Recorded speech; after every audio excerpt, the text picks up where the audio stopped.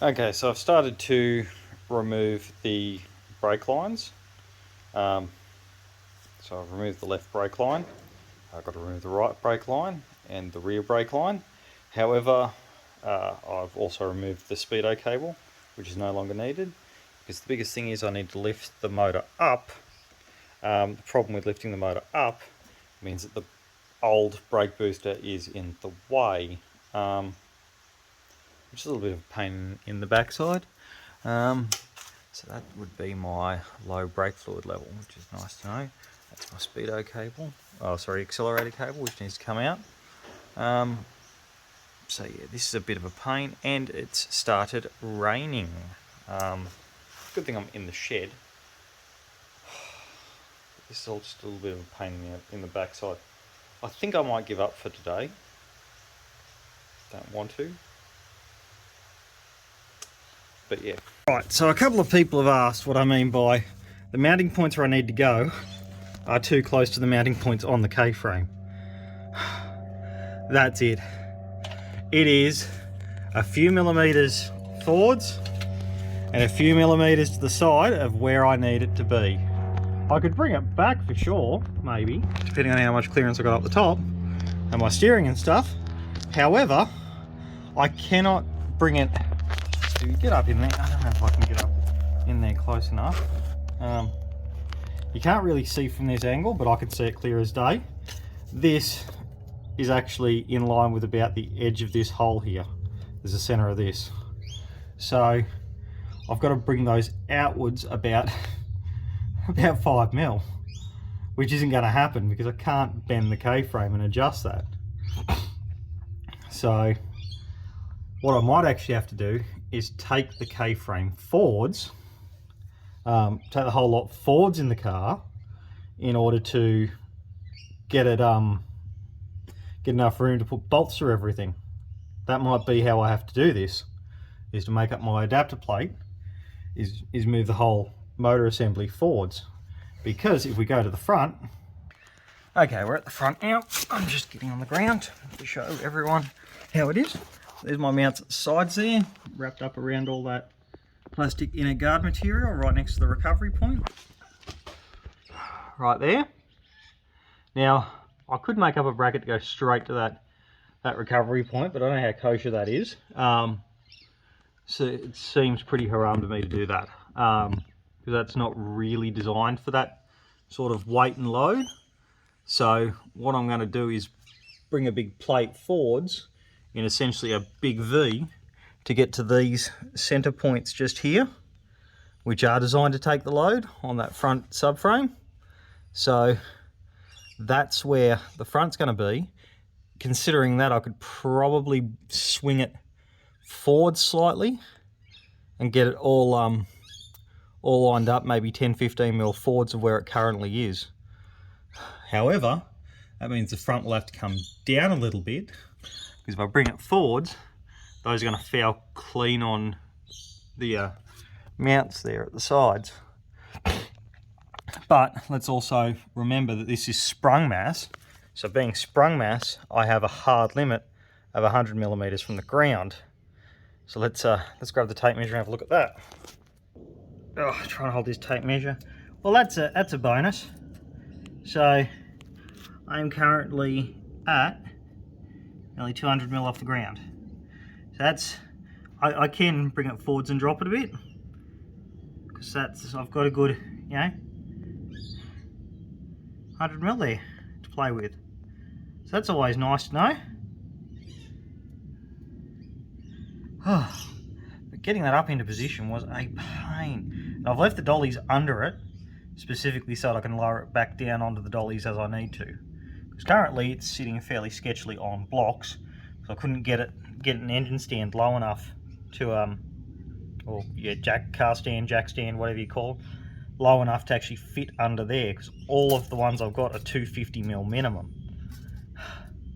So I knew it was going to be under 250, so now how low that actually was. So for those interested in Freedom units, I am currently sitting at about 8 inches of ground clearance there, and I'm allowed down to 4 inches. Rough conversions. we're talking. Like it's not an exact science, even though conversions are an exact science, this isn't. Okay. But now with her lifted into a correct height, this gives us a better idea of how she sits. Now, let's have a look in line with the guard. It looks like, oh geez, she pokes mildly above the guard. What I'm going to do is I might go and I'll tuck that wiring loom back in. I'm going to go get the bonnet, sit the bonnet here and see how that goes. Okay, so excusing my mismatched bonnet that's been sitting in the weather. It will get all sanded, resprayed, probably new parts welded in. So we have a problem. I will have to drop the motor because I cannot, in Australia you need a 2-stage lock. So I can engage the first stage, which is fine. However, I can't engage this second stage here. And that time I did. Okay, so, oh yep, there we go, we can see. So it engaged, but it flexed the bonnet. So it's in on this side, but of course the motor's on this side. So yeah, the motor is, we will have to drop that motor down a little bit to get it to fit under the bonnet. So yeah, but again, things are happening, and this is all part of building a project car. So now let's, I still got the, oh, did I disconnect it? Oh no, I've left the bonnet cable connected. Oh, why did that move? Where are you? Oh, you didn't pop. Damn it. Okay, so I just smashed myself in the head because I was taking this off to unstick the bonnet and I had tension on it, and I was wiggling my finger in here on the mechanism, and then it just let go. Okay, so I just got a visit of one of the boys off the Jumbuck Club, who drove past and actually saw me here working in the shed right after I just smashed myself in the face with the with the bonnet. So anyways, I pulled this off and I had tension on it. I was pulling the bonnet off and the bonnet let go, because this is, as you can see, like everything else on this, just all a little bit seized, a little bit rusty. So when it went, it bloody went.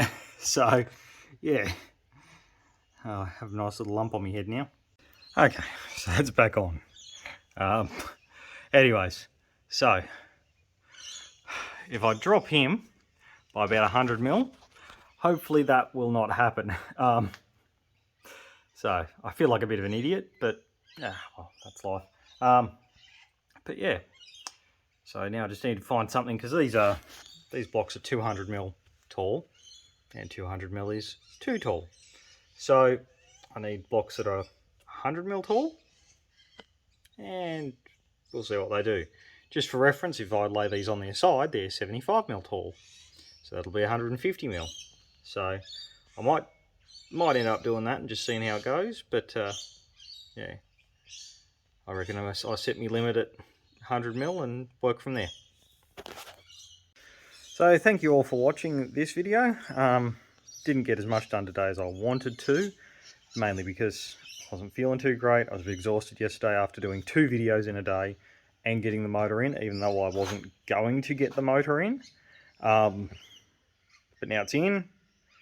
I've bashed my shins about 1,000,000 times, climbing in and out of the car, climbing around the car, smashing myself in the shins with the wooden blocks, all that sort of stuff. So if you liked this video, or would like to see more like it, please subscribe, hit the like button below, and thanks for watching.